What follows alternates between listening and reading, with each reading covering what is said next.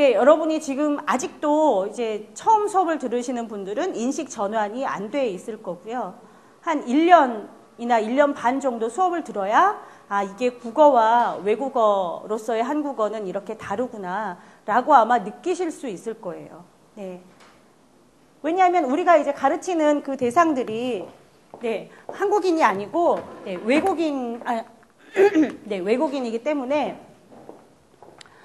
외국인이기 때문에 지금 우리에게 추가적으로 요구되는 그런 능력들이 있습니다. 바로 여기 보시는 것처럼 타 문화에 대한 이해력.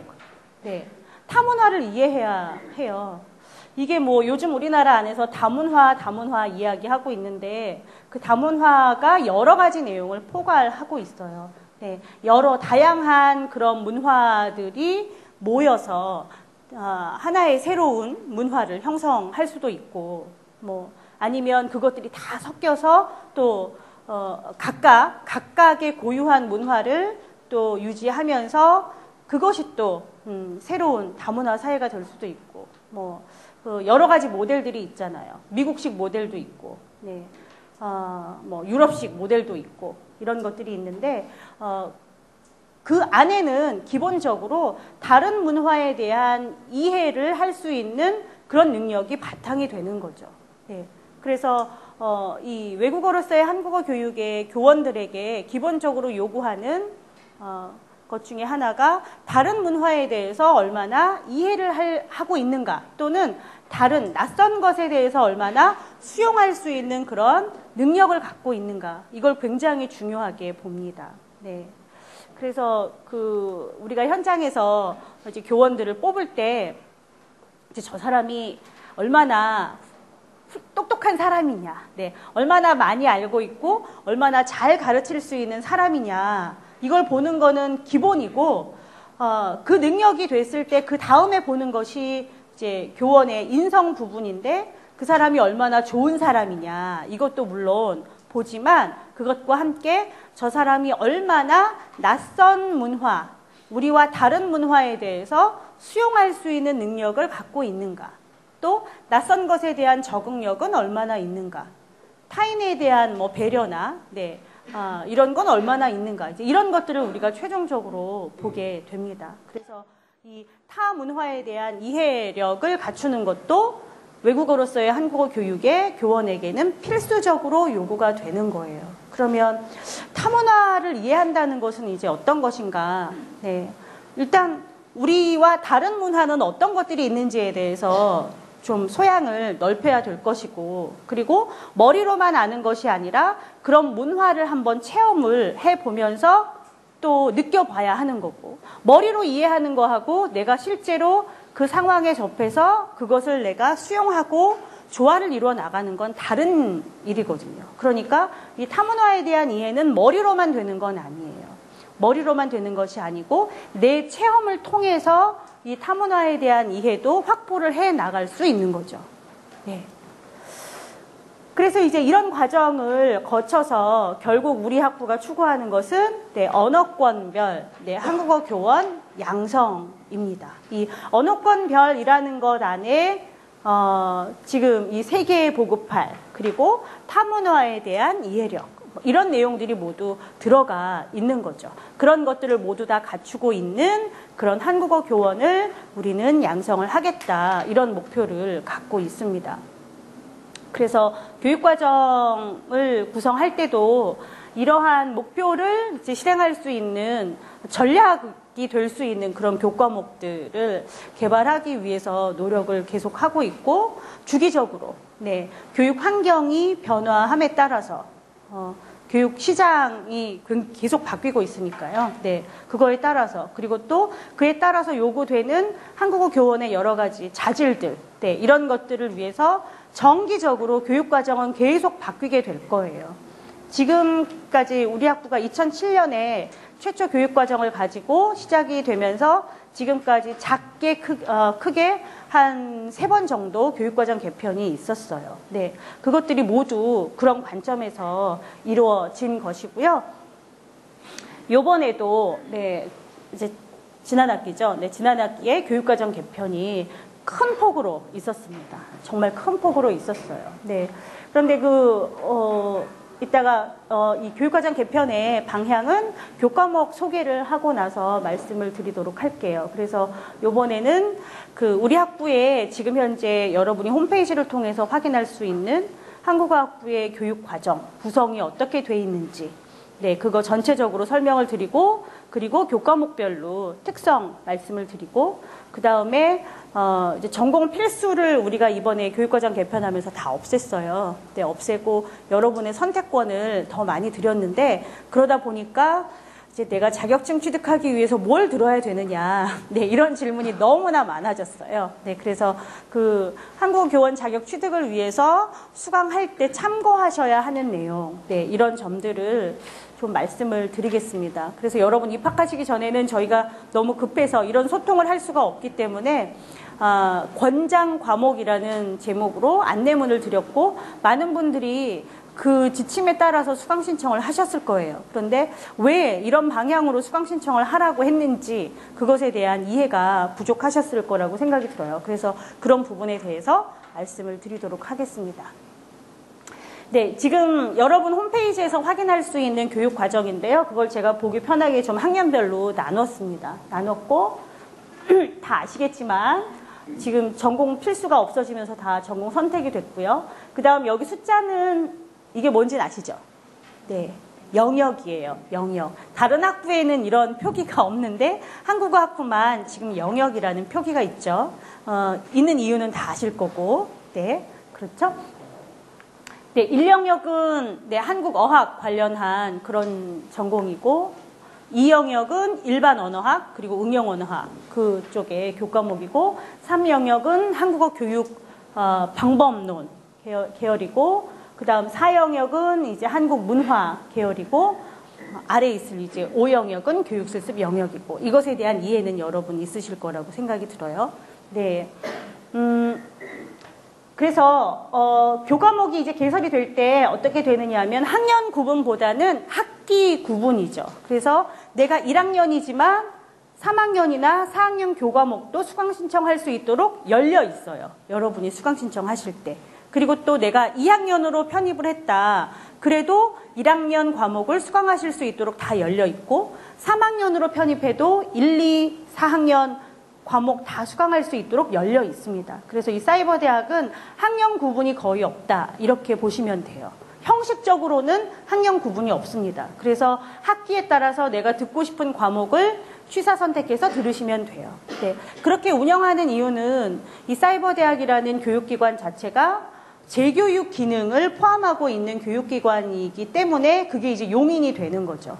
일반 오프대학 같은 경우에는 학년 제한이 굉장히 심하죠. 그래서 1학년은 1학년 교과목만 들어야 되고, 2학년은 뭐 2학년 들어야 되고, 이렇게 돼 있지만 사이버 대학은 그렇지가 않아요. 네. 우리 학부 같은 경우에도 이제 점차 이게 수위가 좀 높아지고 있긴 한데, 전체 입학생, 재학생 중에 80% 정도가, 네, 80% 이상이에요. 80% 이상이 네, 대학 졸업생이세요. 네. 우리 학교가 다른 학교보다 대졸자 비율이 높은 편이에요. 우리 학교가 70%거든요. 그런데 그 중에 한국학부는 80% 이상이에요. 그러니까 다른 학부보다도 훨씬 재교육 목적으로 들어오신 분들이 많다는 얘기고, 네, 오히려 이제 대학교 졸업하고, 고등학교 졸업하고 막 온 그런 푸릇푸릇한 학생들을 찾아보기가 어려운 학부가 이제 우리 학부인 거죠. 그래서 그런 사람들이 굉장히 귀해요. 우리 학부는. 이제 보석들이죠. 그런 학생들이. 네, 그만큼 이제 재교육을 원해서 들어오시는 분들이 많아서, 그런 분들이 이전 교육 과정에서 이미 기본적인 걸 학습을 하신 분들이 있으니까 학년 구분을 엄격하게 두는 것보다는 그분들이 재학하고 계신 동안에 자신에게 필요한 교과목들을 선택해서 공부할 수 있도록 선택권을 드리는 것이 학습권을 보장해 드리는 거다. 이런 취지에서 이제 학년 제한을 거의 두지 않고 학기별로 교과목이 개설이 되고 있습니다. 그런데 이제 여러분이 자격증 취득을 위해서는 마음대로 막 들으실 수가 없죠.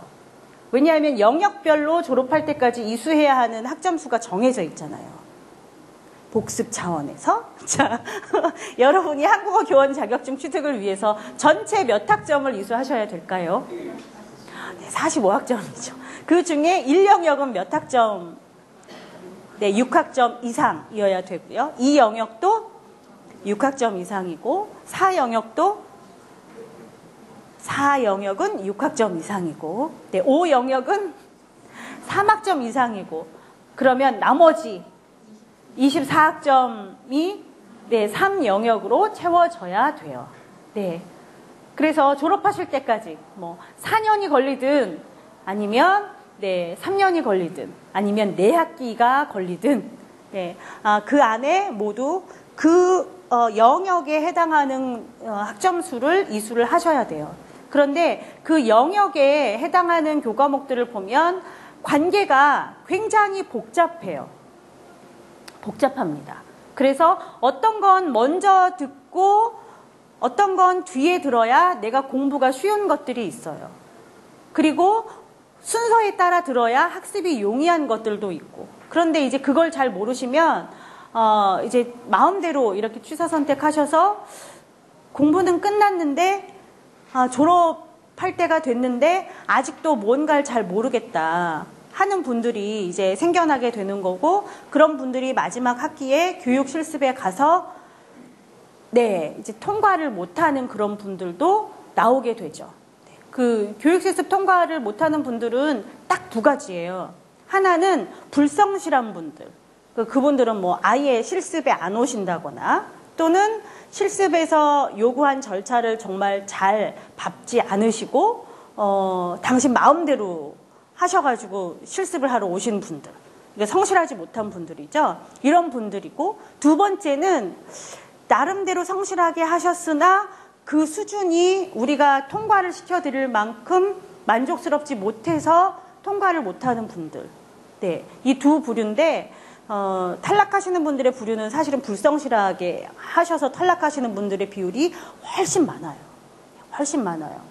그러니까 공부를 이렇게 체계적으로 하지 않아서 떨어지는 분들은 그만큼 이제 적다는 말씀인데, 그럼에도 불구하고 여러분들에게는 계속 체계적으로 공부를 하시라라고 저는 요구할 수밖에 없어요. 왜냐하면 그래야 우리 학부를 통해서 정말 훌륭한 교원들을 양성해낼 수 있기 때문에 이제 그런 욕심에서 계속 그 체계적으로 학습 로드를 밟아서 공부를 하시라고 말씀드리는 거예요.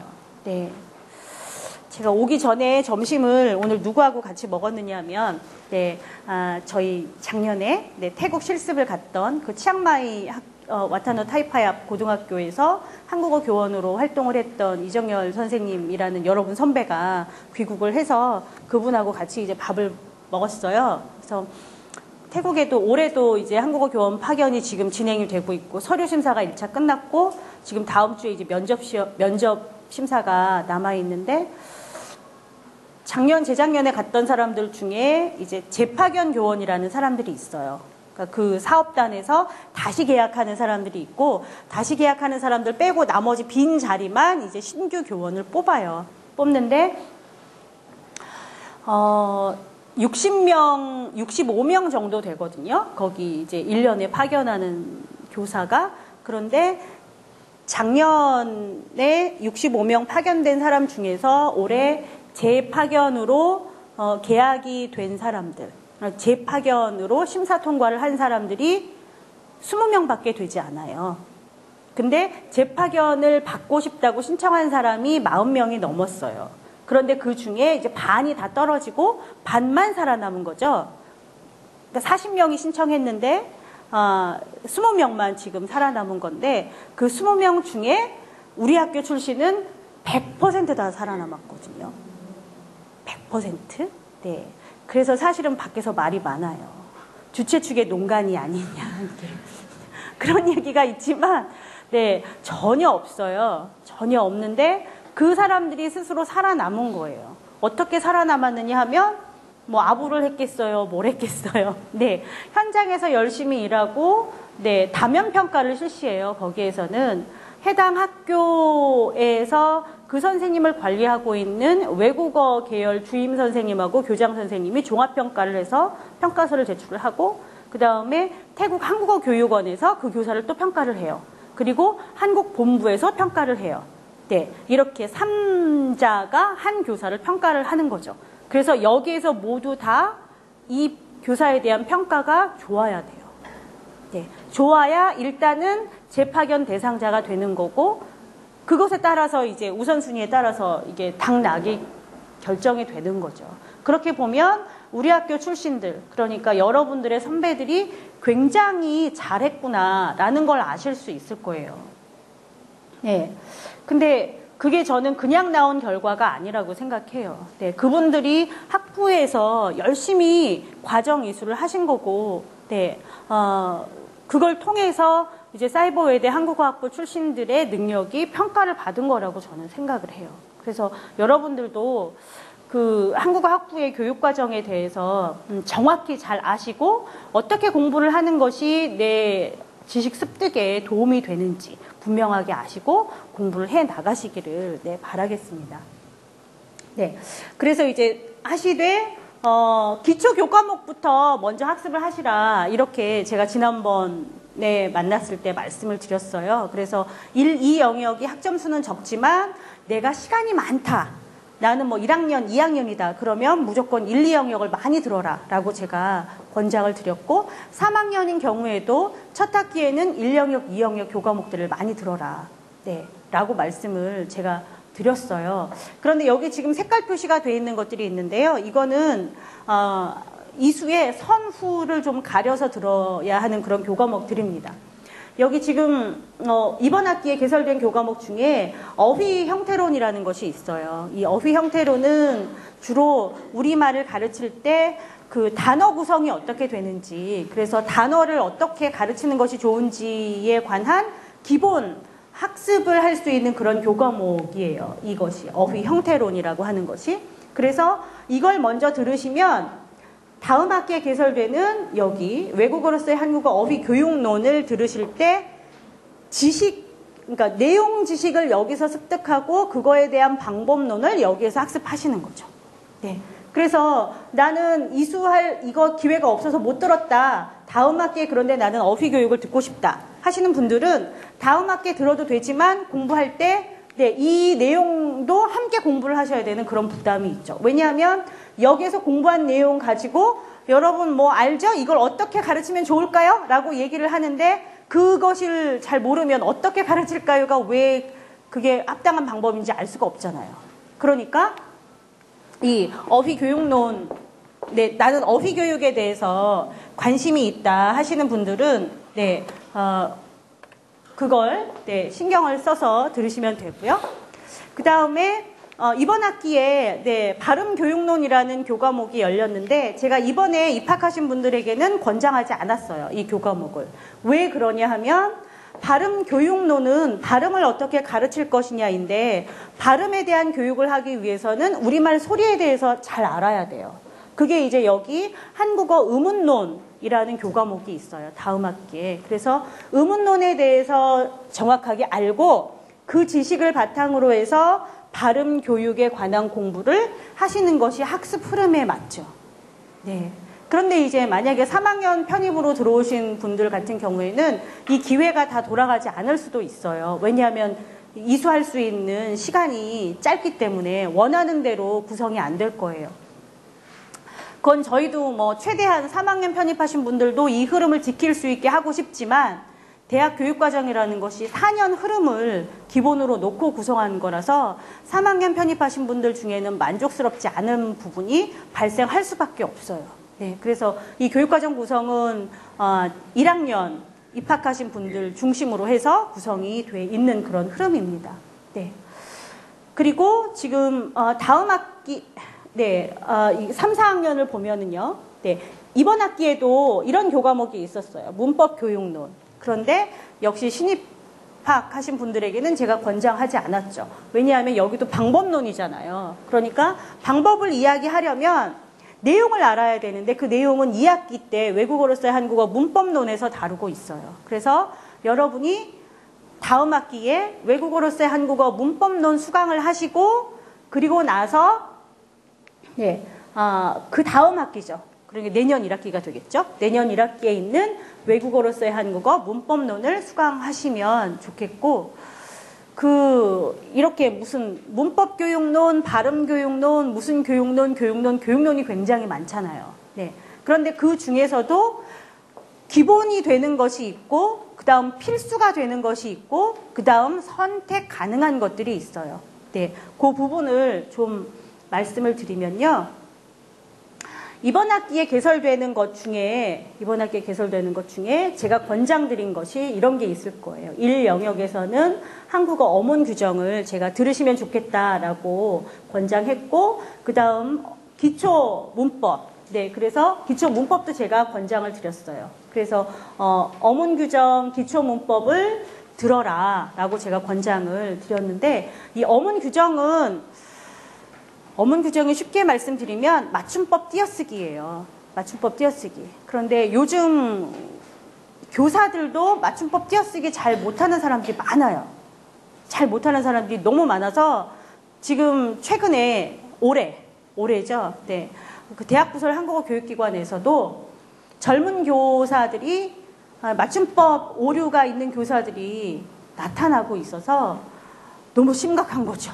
네, 대학부설 한국어 교육기관의 한국어 교원들은 대부분 다 한국어 교육 전공한 사람들이고 석사 이상인데 맞춤법 문제가 생긴 사람들이 나타나는 거예요. 그래서 교원 재교육 차원에서 지금 어문 규정 교육을 시키는 학교들이 아주 많아요. 네. 어제 저녁에 이중언어학회 이사회가 있었는데 거기에서도 저희가 올 가을 이중언어학회 학술대회 때 네, 이제 한국어 교원 재교육 프로그램을 진행하면서 어문 규정 특강을 하기로 했어요. 네. 그만큼 지금 우리나라의 어문 규정이 너무너무 혼탁해져 있고, 방송 그 자막 보면 너무나 잘못된 그 맞춤법들이 많죠. 네. 근데 그거 최소한 작가나 PD들이 하지 않았겠어요? 이 자막 입력을?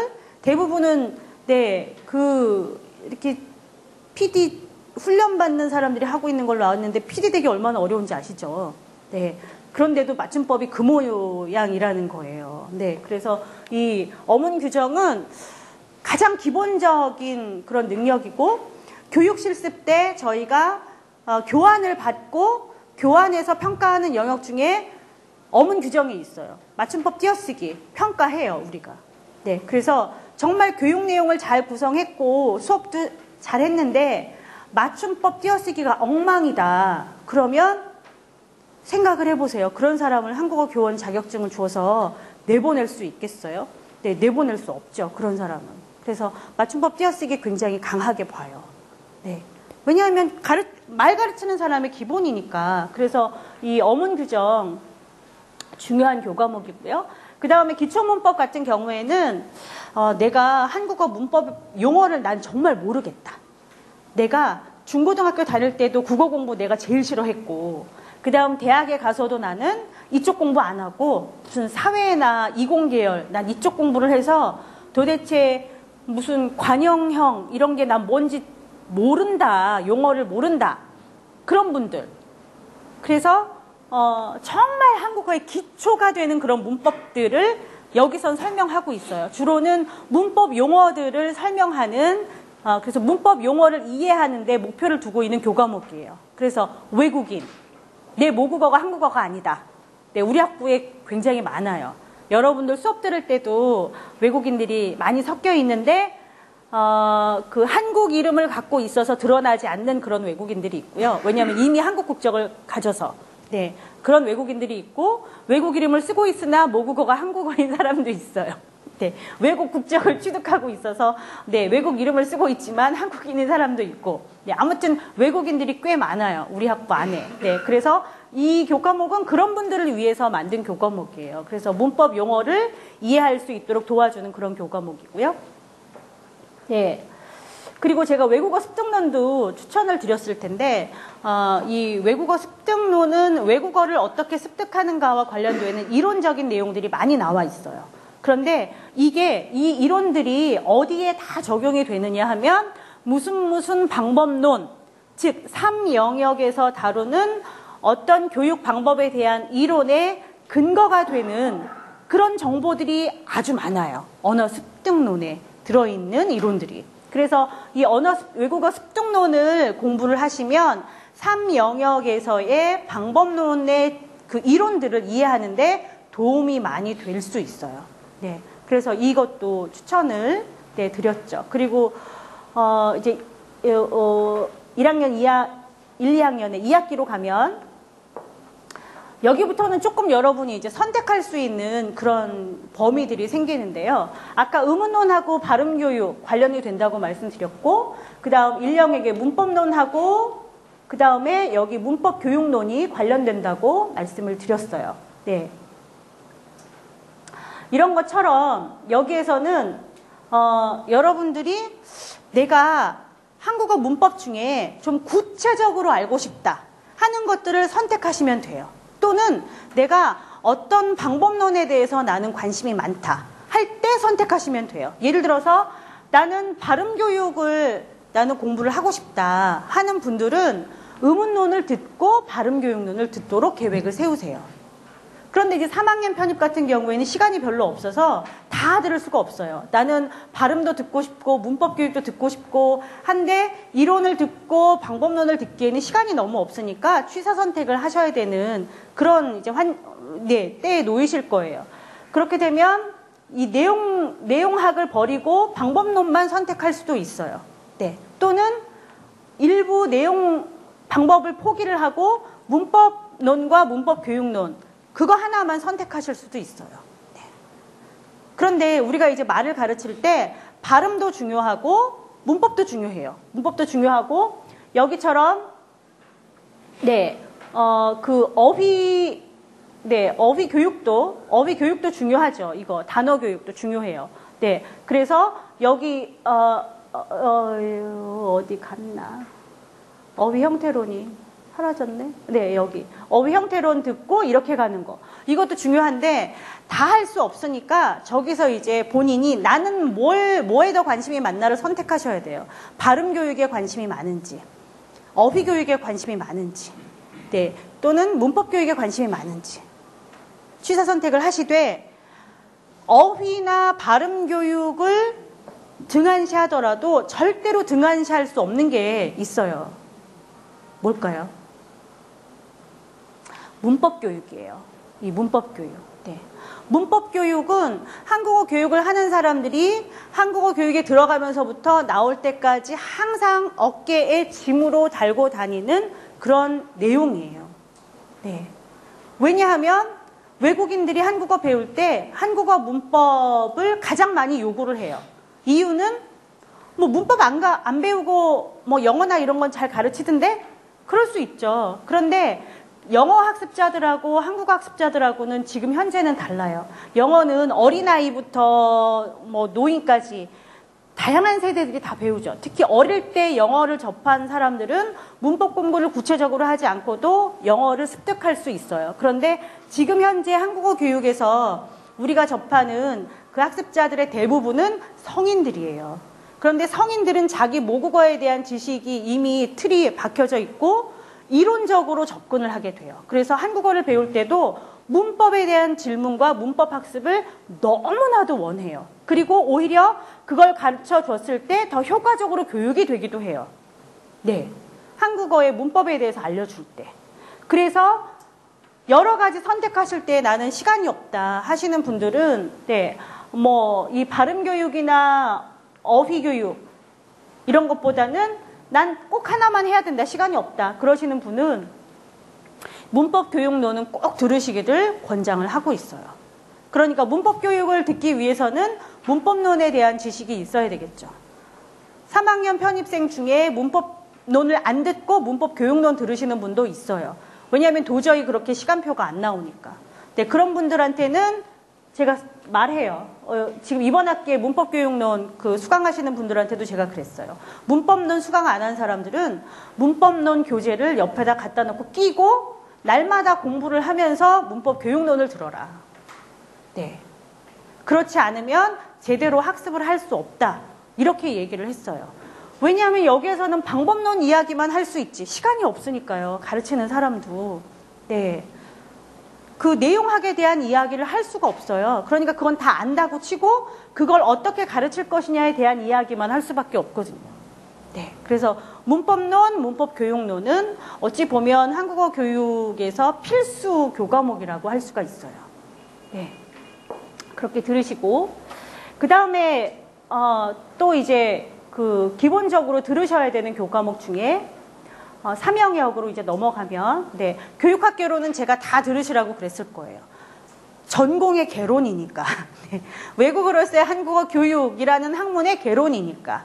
네, 이건 누구나 다 들어야죠. 1학년, 2학년, 3학년 다 들으셔야 돼요. 그리고 이 내용은 한국어 교육에서 다루고 있는 전체 영역을 한번 훑는 그런 목적을 갖고 있어요. 그래서 저 안에서도 발음 교육도 하고 뭐 문법 교육도 하고 의문론에 관한 내용도 나오고 아무튼 가볍게는 다 다뤄요. 가볍게는 다 다루니까 이 교육학개론은 반드시 들으셔야 하는 거고, 그 다음에 다음 학기에 개설되는 교과목 중에 제가 이것도 아마 필수로 들으시면 좋겠다라고 추천드릴 거예요. 다음 학기에. 한국어 교육과 언어교수 이론이라는 것이 있습니다. 3영역 24학점을 이수할 때 거기 방법론이라는 얘기가 뒤에 다 붙잖아요. 네, 그 방법론은 어찌 보면 그 근본적인 접근이 다 비슷해요. 무슨 이해교육 할 때도 그렇고 문법교육 할 때도 그렇고 표현교육 할 때도 그렇고. 왜 그러냐면 그게 모두 다 언어교수 이론에 기반하기 때문이에요. 그래서 이건 이제 가르치는 방법에 대한 거죠. 그런데 가르치는 방법의 이론에 기틀이 되는 것 중에 외국어 습득론의 이론도 관여가 돼요. 그러니까 외국어 습득론하고 한국어 교육과 언어교수 이론 이 두 가지를 만약에 다 공부를 하면 3영역에서 나오는 방법론에 대한 이론은 이미 다 알고 시작하는 거라고 볼 수가 있어요. 그러니까 시간이 충분하고 나는 전공 과목을 많이 들어도 된다라고 하시는 분들은 영역 이수 학점만 생각하시지 말고, 네, 영역 이수 학점만 생각하시지 말고, 네, 이 외국어 습득론하고 언어교수 이론 두 가지를 다 공부를 해 놓으시면 3영역의 방법론 수강이 훨씬 쉬워진다. 이걸 꼭 기억을 하시기 바래요. 그리고 그러다 보니까 공부할 때 내용이 어떻게 될까요? 네, 이번 학기에 외국어 습득론을 듣고 다음 학기에 언어교수 이론을 들으면 들었던 내용이 또 나올 거예요. 왜냐하면 언어교수 이론도 외국어 습득 이론을 기본으로 하니까 계속 내용이 이제 반복될 수 있는 거죠. 다만 중점이 조금 달라지고, 네, 적용이 달라지는 거지 근본적인 이론은 같아요. 그러니까 자연스럽게 반복 학습이 가능해집니다. 네. 그리고 그 다음에 네, 3영역을 먼저 하고 4영역으로 올게요. 그 다음에 아까 문법교육론 이야기는 드렸고, 이번 학기 개설되는 교과목 중에 이해교육론이라고 있어요. 네. 이해교육론이 1학기에 있고 2학기에 가면 표현교육론이라는 것이 있습니다. 네.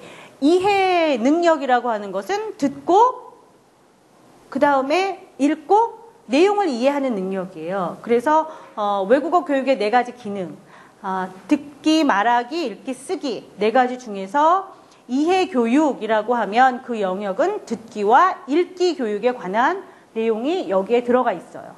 그리고 표현이라고 하면 네, 글로 표현할 수도 있고 말로 표현할 수도 있죠. 그래서 말하기와 쓰기가 이 표현교육론 안에 들어있어요.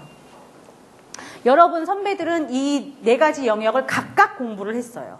네, 그래서 이전의 교육과정에는 외국어로서의 한국어 말하기 교육론, 듣기 교육론, 쓰기 교육론, 예, 이렇게 다 따로 있었어요. 그러다가 그걸 통합했어요. 왜냐하면 처음에는 욕심껏 그렇게 했는데요.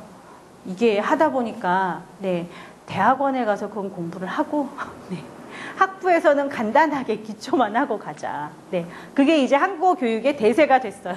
그래서 다른 학교들도 학부 단위에서는 대부분 다 이해교육론, 표현교육론으로 통합을 해서 가르쳐요. 네, 그래서 우리 학교도 이해교육론과 표현교육론으로 2개를 합쳤어요.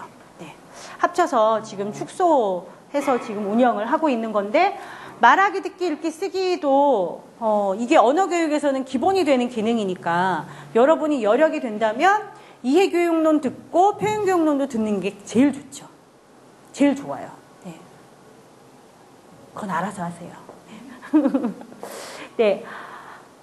그리고 그 다음에 3영역 교과목 중에 지금 이 언어권별 교과목들이 있는데요. 중국어권 교육론, 일본어권 교육론, 영어권 교육론 이렇게 있어요. 1학기에 지금 중국어권하고 영어권이 있는데 개설은 지금 하나만 돼 있죠. 이번 학기에. 중국어권 한국어 교육론만 개설이 돼 있어요.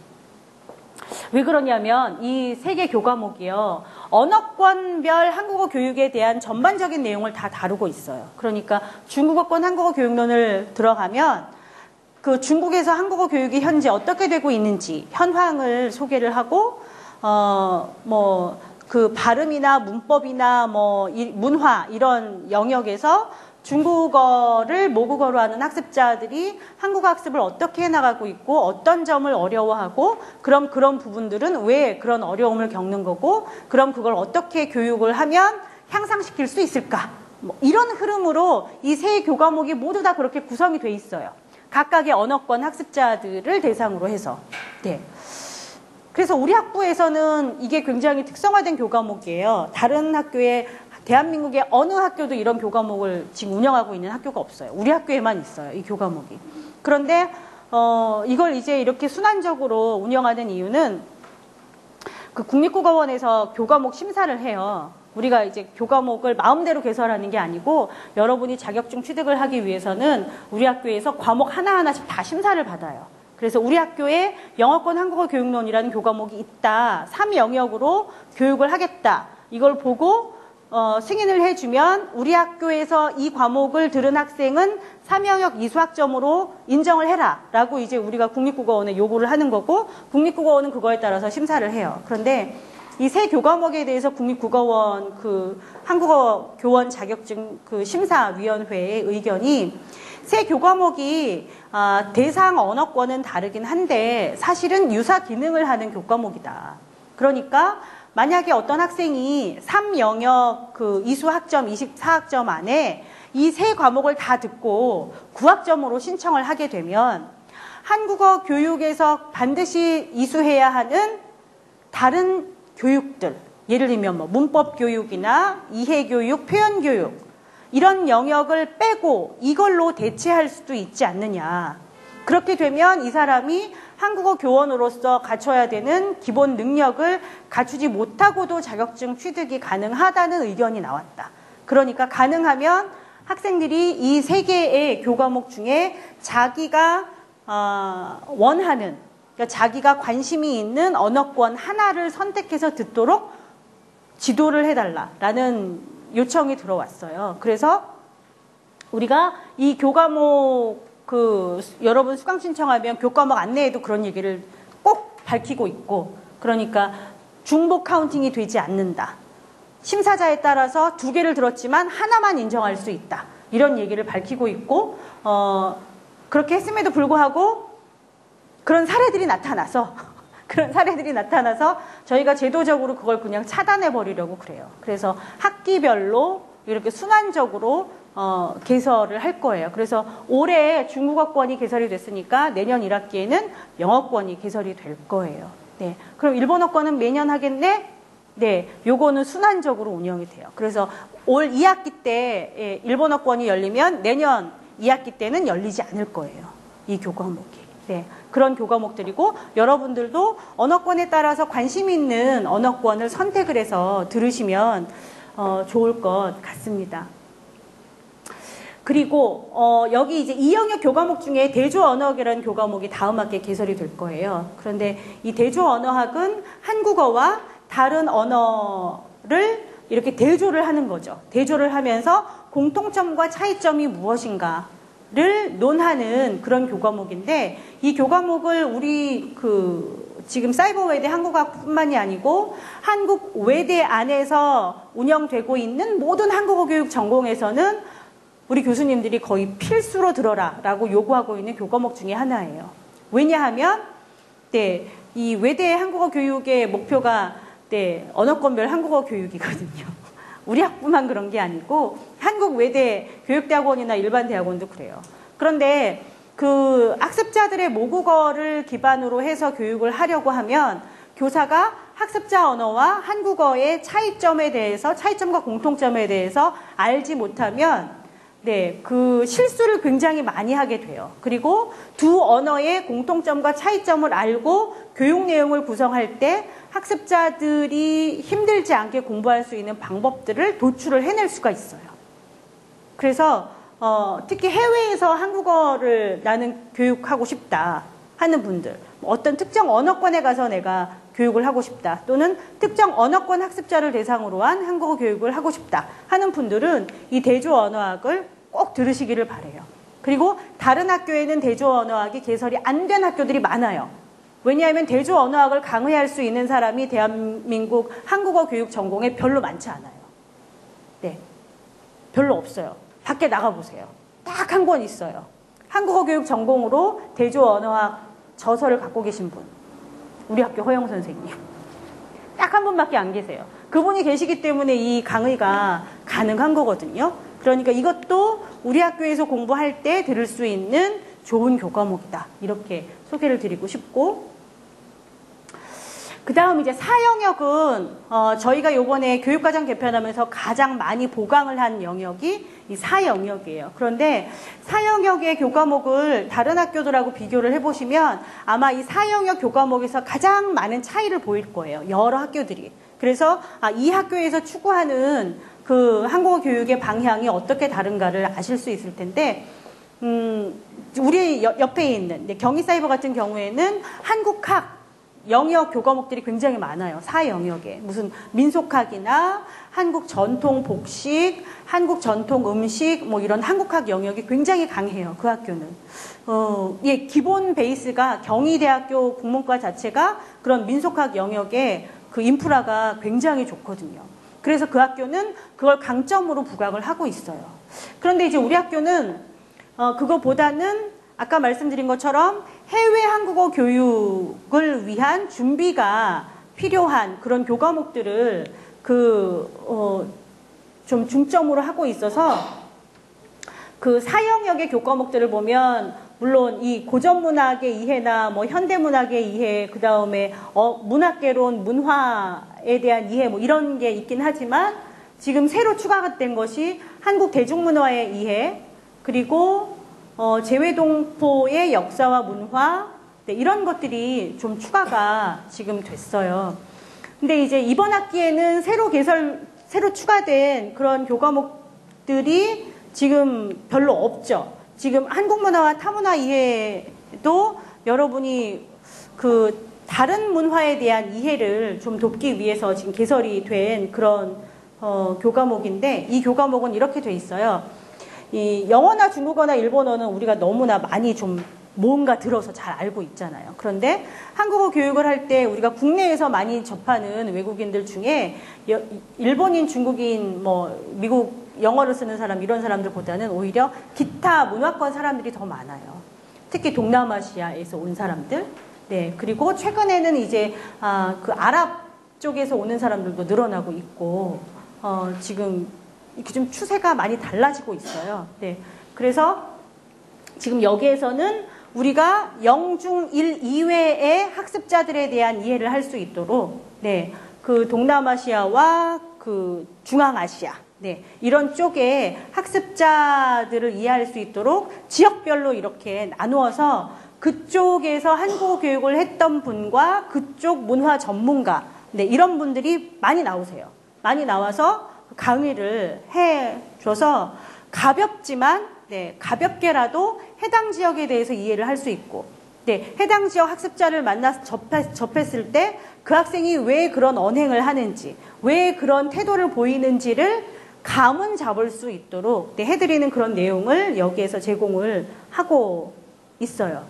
하고 있고, 다음 학기 개설되는 교과목들 중에 보면 이제 이 문학의 이해 같은 거는 이제 올해 운영이 됐으니까 괜찮은데, 지금 이제 대중문화의 이해나 그 다음에 재외동포 역사의 문화는 지금 이제 특히 재외동포는 요즘 그 이제 재외동포 이해에 관한 교육이 일반 대학에서도 많이 진행이 되고 있고, 우리 학교가 해외로 그 진출을 하면서 보면 일본이나 중국, 그 다음에 미국 같은 이민 역사가, 우리 민족이 이민을 오래전에 간 그쪽 교육에서 보면 그쪽 지역 외국인을 대상으로 한 한국어 교육 시장보다 오히려 동포를 대상으로 한 한국어 교육 시장이 훨씬 더 넓어요.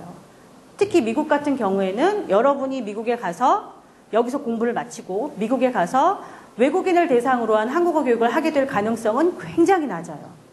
왜냐하면 그런 교육 시장은 한정이 돼 있고 거기에서는 특정 자격을 갖춘 사람들만 요구를 해요. 예를 들면 내가 미국 대학에 가서 나 가르치고 싶다. 네, 여기에서 취득한 2급 자격증 가지고 도저히 들어갈 수 없어요. 네, 왜냐하면 그쪽에서는 그쪽 시스템에 맞게 교육을 받은 사람을 요구하고요. 그리고 또 특정한 기관에서는 그쪽 시민권 가진 사람만 임용하겠다라는 또 제한들이 있어요. 그러다 보니까 재외동포들을 가르칠 가능성이 훨씬 더 큰데 재외동포가 도대체 어떤 특성을 갖고 있는지 이것에 대한 이해가 없이는 겉모습은 우리하고 똑같지만 아니거든요. 그렇다고 외국인도 아니에요. 네, 제3의 특성을 갖고 있는 그런 학습자군이에요. 이 재외동포는. 어떻게 보면 외국인 가르치는 것보다 훨씬 더 어려워요. 재외동포 가르치는 게. 네, 그래서 이 재외동포에 대한 이해도 이제 필요하겠다라고 해서 지금 교육과정에는 넣어놨고 지금 네, 내년에 이제 개발을 다음 학기에 개발을 해서 내년에 지금 오픈을 할 수 있을 것 같아요. 지금. 네, 그래서 아마 다음 학기에는 개설이 되지 않을 거예요. 요거는. 네, 그렇지만 이제 그런 특성을 갖고 있는 거라 여러분이 나중에 수강을 하시는데 도움이 될 거라는 생각이 들고요. 그 다음 3학년 교과목 중에 이 한국어 교육과 멀티미디어라는 교과목이 있는데요. 이게 멀티미디어가 뭔지는 여러분 아시죠? 네, 멀티미디어. 이게 쉽게 말씀드리면 여러분들이 그 한국어 교육할 때 옛날에는 그랬어요. 선생님들이 듣기 교육하면 CD나 테이프 갖다 이렇게 틀어주셨어요. 네. 아마 그렇게 교육 많이 받으셨을 거예요. 선생님이 녹음기 들고 강의실에 오셔가지고 뭐 테이프 넣고 CD 넣고 듣고 따라하기 이렇게. 근데 요즘은 그렇게 교육 안 해요. 교육 안 하고 어떤 이제 문법 설명을 할 때도 선생님들이 다 말로 설명했죠. 그런데 요즘은 그렇게 설명 안 하는 방법도 있어요. 예를 들면 동영상 하나 딱 보여주면 아, 오늘 배우는 문법이 저런 의미구나 라고 알게도 할 수 있거든요. 그래서 가르치는 내용을 쉽게 전달할 수 있도록 또 그리고 학습자들이 교실을 떠나서도 스스로 연습할 수 있는 그런 훈련 자료를 교사가 만들어서 주고 싶을 때 네. 이런 컴퓨터나 뭐 이런 데 있는 프로그램을 사용해서 그런 자료를 만들고 싶을 때